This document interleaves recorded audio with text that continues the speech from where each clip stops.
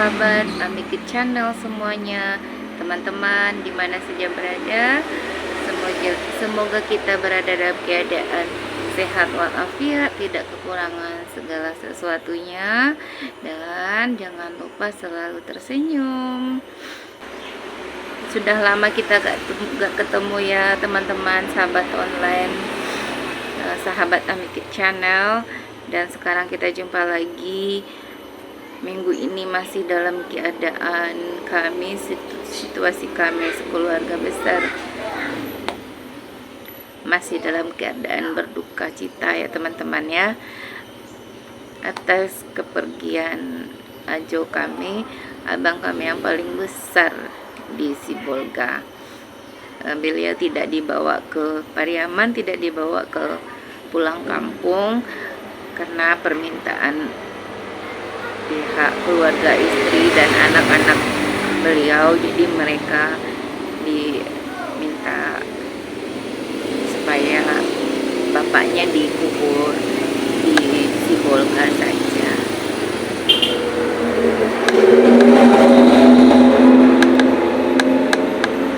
Mudah-mudahan meskipun beliau sudah tidak ada, Ajo kami sudah tidak ada, mudah-mudahan tali silaturahmi kita tetap selalu terjaga, tetap selalu terhubung satu sama lainnya seperti biasa. Kalau liburan ya anak-anak beliau tetap kesini karena mereka juga kuliahnya di Padang, jadi Padang ke Pariaman kan cukup dekat ya teman-teman. Jadi mereka juga dulunya kemarinnya sering main, berkunjung, nginap di tempat neneknya di sini ya teman-teman. Mohon maaf agak sedikit slow. Mungkin videonya kali ini tidak ada kegiatan apa-apa ya teman-teman ya.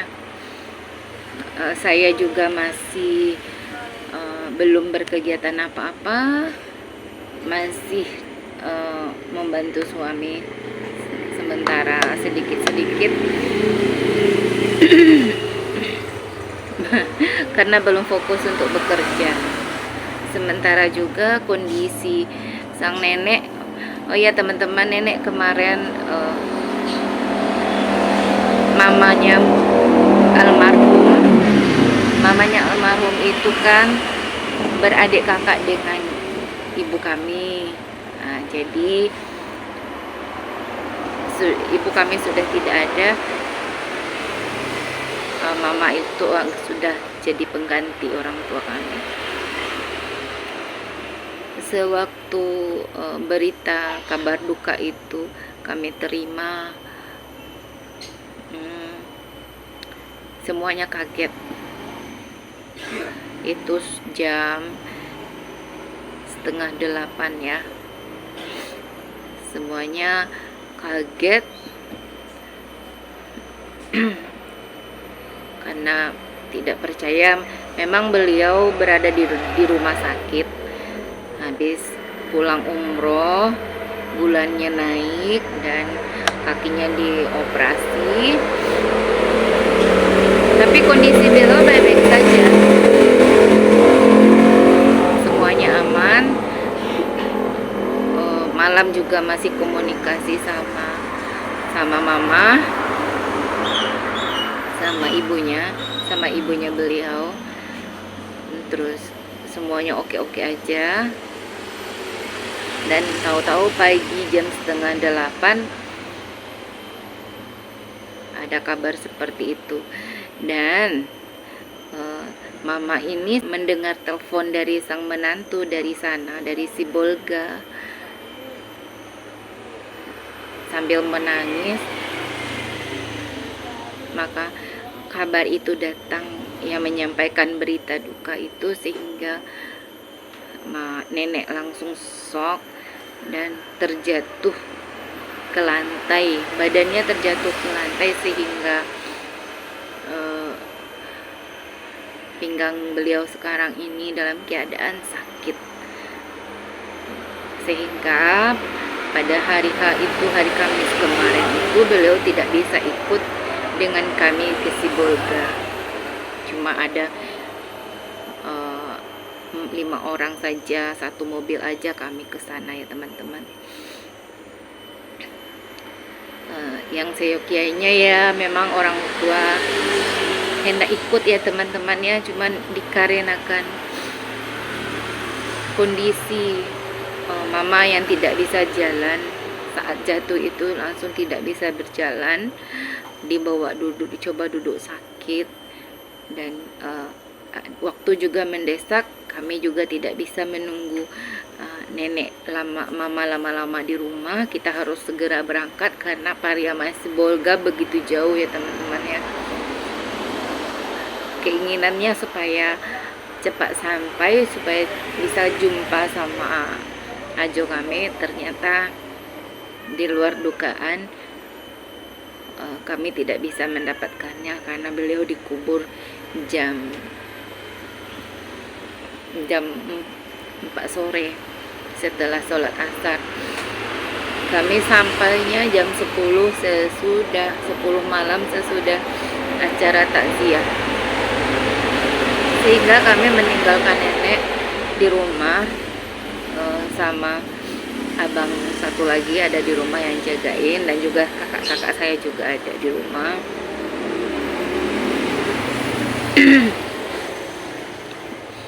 Ya, alhamdulillah sampai di sana dengan selamat di Sibolga. Baru selesai takziah jam 10 malam.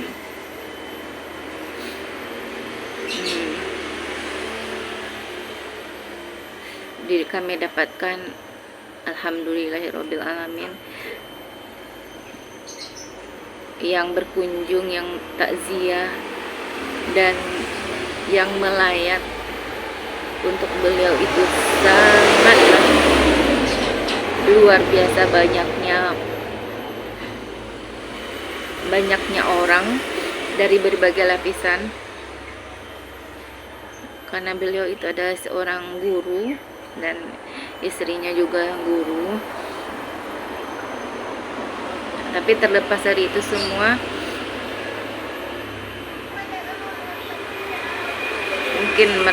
mungkin dalam pergaulannya di Sibolga itu abang ini sangat bagus, sehingga begitu banyak yang mencintainya dan datang melayat. Mulai dari masuk rumah sakit, dirawat, subuh-subuh sudah banyak orang yang melihat, yang menjenguknya.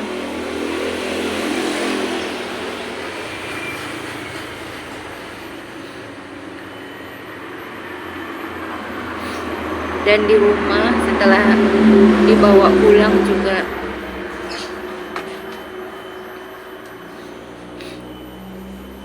orang-orang pada banyak berdatangan dari ya kalangan kerjaannya, guru-guru ataupun anak-anak muridnya yang sangat banyak sekali yang sudah tua. Dan dari perkumpulan Padang Pariaman, entahlah, saya juga kurang paham ya teman-teman ya, tapi dari berbagai lapisan, dari berbagai organisasi yang ada, mereka mendoakan abang kami. Dan Masya Allahnya 3 masjid yang meminta untuk mensolat jenazahkan beliau, akhirnya diputuskan menjadi 1 masjid yang paling besar di Sibolga itu, di dekat rumah, tidak berapa jauh dari rumah, masjid yang paling besar. Di sanalah abang kami disolatkan, sehingga masjid itu dipenuhi sama orang-orang yang mau sholat jenazah.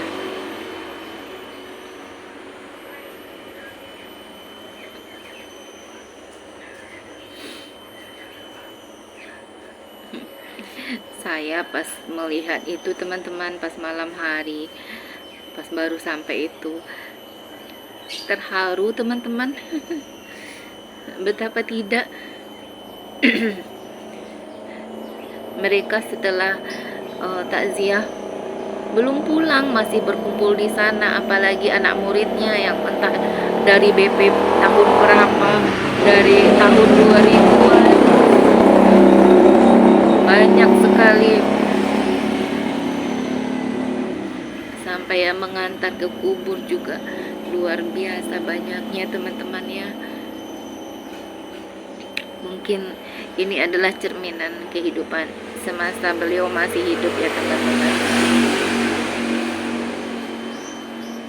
Ya, kami bersyukur alhamdulillah, meskipun dirantau, di keluar hidup dengan keluarga istrinya, ternyata Ajo kami di sana sangat bagus sekali pergaulannya.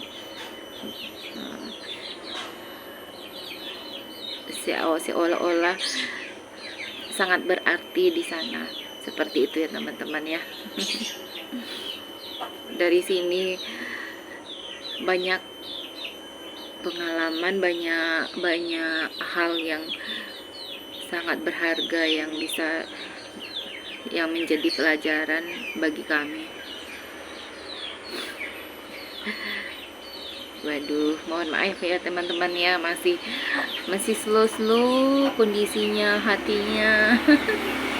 Apalagi sekarang nenek, mama masih keadaan belum bisa bangun, segera berangkat karena Pariaman Sibolga begitu jauh ya teman-teman ya.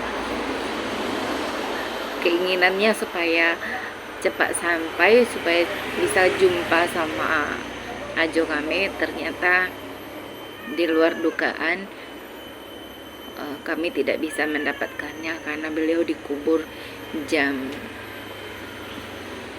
4 sore setelah sholat asar. Kami sampainya jam 10 malam sesudah acara takziah,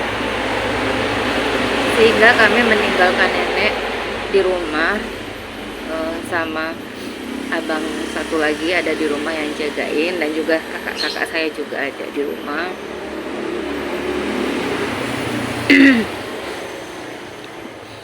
Ya, alhamdulillah sampai di sana dengan selamat di Sibolga. Baru selesai takziah jam 10 malam.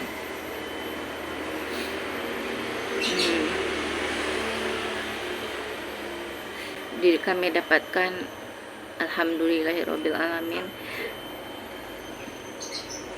yang berkunjung, yang takziah dan yang melayat untuk beliau itu sangatlah luar biasa. Banyaknya orang dari berbagai lapisan, karena beliau itu adalah seorang guru dan istrinya juga guru. Tapi terlepas dari itu semua,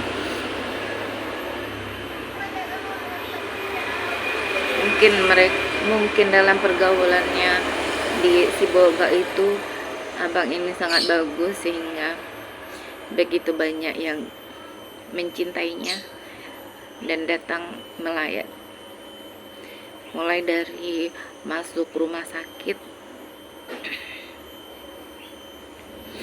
dirawat, subuh-subuh sudah banyak orang yang melihat, yang menjenguknya.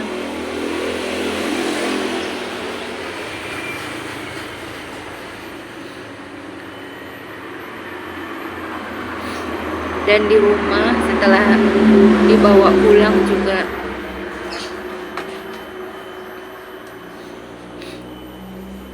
orang-orang pada banyak berdatangan dari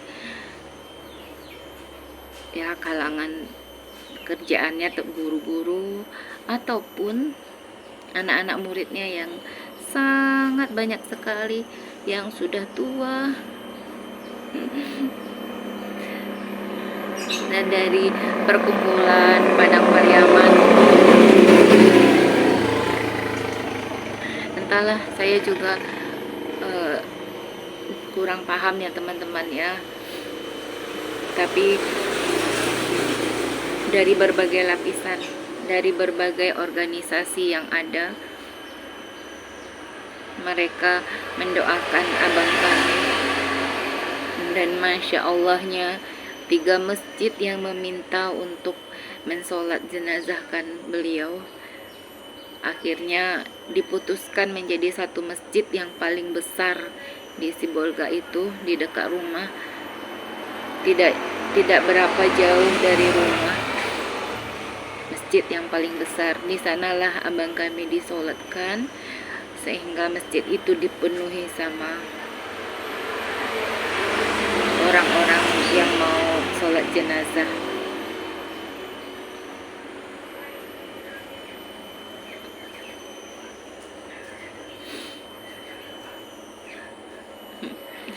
Saya pas melihat itu teman-teman, pas malam hari, pas baru sampai itu, terharu teman-teman. Betapa tidak mereka setelah takziah belum pulang, masih berkumpul di sana, apalagi anak muridnya yang entah dari BP tahun berapa, dari tahun 2000-an, banyak sekali, sampai yang mengantar ke kubur juga luar biasa banyaknya teman-teman ya. Mungkin ini adalah cerminan kehidupan semasa beliau masih hidup ya teman-teman. Ya, kami bersyukur alhamdulillah, meskipun dirantau, di keluar hidup dengan keluarga istrinya, ternyata Ajo kami di sana sangat bagus sekali pergaulannya. Seolah-olah sangat berarti di sana, seperti itu ya teman-teman ya. Dari sini banyak pengalaman, banyak hal yang sangat berharga yang menjadi pelajaran bagi kami. Waduh, mohon maaf ya teman-teman ya, masih slow kondisinya, hatinya. Apalagi sekarang nenek, mama masih keadaan belum bisa bangun. Di-spill sedikit ya teman-teman, ini adalah kuburan pemakaman keluarga yang di Sibolga, dan disinilah tempat Ajo kami dikuburkan. Ini situasi sudah pagi hari setelah kami sampai, dan ini sudah selesai berdoa ya teman-teman. Mohon maaf tidak divideokan. Ini sudah pada berdiri semua, mau pulang mau turun, dan ini lokasinya berada di atas bukit ya teman-teman ya, lumayan dan cukup tinggi bukitnya. Dan ini putri beliau meninggalkan 4 orang anak, 2 laki-laki dan 2 perempuan. Insya Allah mereka semuanya sabar dan sudah mengikhlaskan kepergian ayahanda tercintanya, karena kita semua memang akan kembali kepada pencipta kita. Dan inilah dia kakak kami. Semoga beliau ditempatkan di tempat yang mulia, diampunkan dosanya, dan diterima semua amal ibadahnya. Amin ya rabbal alamin. Meskipun beliau jauh di sana dan sudah tiada lagi, tapi tetap ada di hati kami adik-adiknya.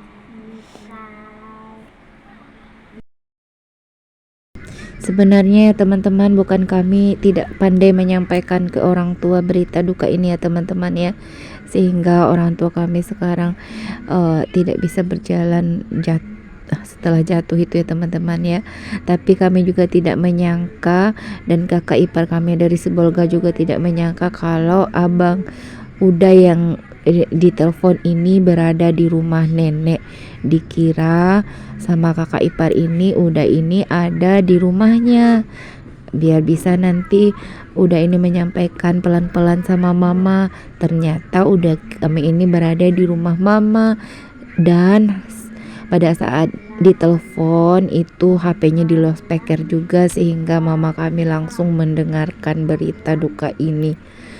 Mama lagi mencuci ayam, mau memasak teman-teman. Mendengarkan berita seperti itu langsunglah mama terjatuh teman-teman ke lantai. Mendoakan mama kami ya teman-teman ya, supaya cepat sembuh dan bisa berjalan kembali, sehingga bisa dibawa ke Sibolga melihat pemakaman anak beliau ya teman-teman.